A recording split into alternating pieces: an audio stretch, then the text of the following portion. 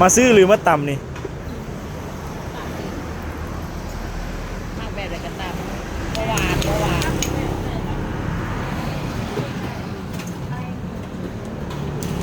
เน้นประแดกกี่ใส่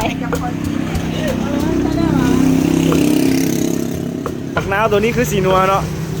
น้ำมือขี้มือล้วนๆเลย ว้าวอันนี้แมนปลาล่าหรือปลาแดง ปลาแดก ประแดก ดีไหม อีเบกชิเลีย พร้อมเลยบัดนี้พร้อมอยู่ห้องการค่ะดับแม่เป๊ปซี่โอ้โห ดิมเบิร์ก ประสานงานอีกเลยช่วยกันเรื่อง